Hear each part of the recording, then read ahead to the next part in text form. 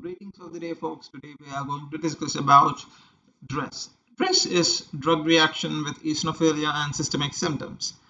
Drug reaction with eosinophilia, it is a rare, potentially life-threatening drug-induced hypersensitivity reaction, which includes, as we know, skin eruption, hematological abnormalities, lymphadenopathy, or internal organ involvement like liver, kidney, and lung.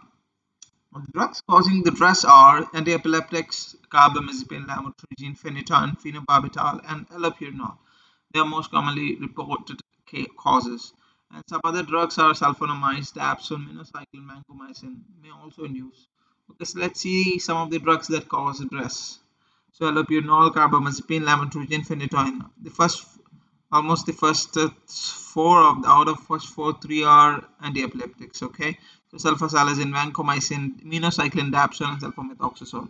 And also to mention, beta-lactam antibiotics, which are commonly used, are also reported to be the cause of the DRESS. Okay, so skin eruption, malaise, lymphadenopathy, they are the most common initial symptoms, but they are not invariably present. The morbilliform eruption can become confluent and progress to exfoliative dermatitis.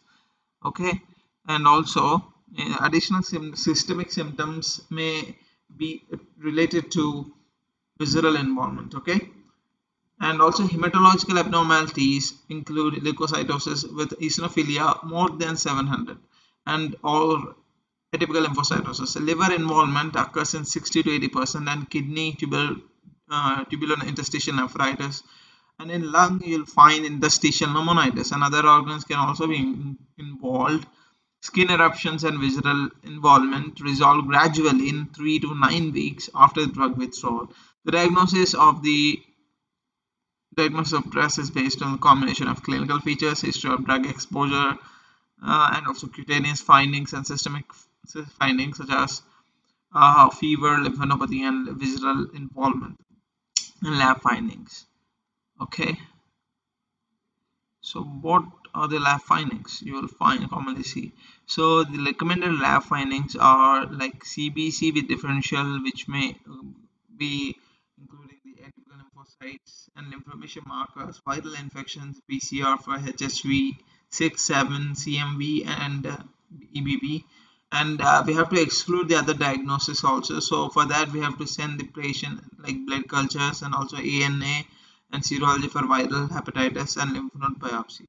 Okay, and also we have to assess the organ involvement like LFTs and RFTs, and also other oxygen, pulse oxygen oximetry, and also creatinine kinase, troponin, ECG. So additional investigations include prothrombin, CT scan, sonography, endoscopy, biopsy. So these are the investigations which must be sent for the patients which are highly suspicious of DRESS. Okay, so patients with DRESS without clinical or laboratory or imaging evidence of renal or pulmonary involvement, and those with only modest and elevation of liver transaminases less than 3 times the upper limit of normal, can be treated symptomatically. For symptomatic relief of pruritus and skin inflammation, we suggest high or super high potency topical corticosteroids. Okay, so for patients with acute drug-induced liver injury, the main treatment is withdrawal of the offending drug. Serial biochemical measurements should be performed to monitor liver function. Severe hepatocellular injury may evolve to acute liver failure, and only effective therapy may be liver transplantation.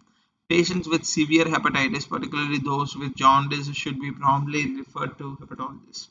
Okay, so for patients who have developed severe interstitial nephritis and also interstitial pneumonia, we suggest like systemic corticosteroids grade 2C, and also like prednisone 0.5 to 2 mg per kg is given until clinical improvement and normalization of laboratory parameters are obtained, and then tapered over ensuing 8 to 12 weeks. Okay, so let's see uh, the scoring system. Okay, the scoring system in DRESS are like you have several items here.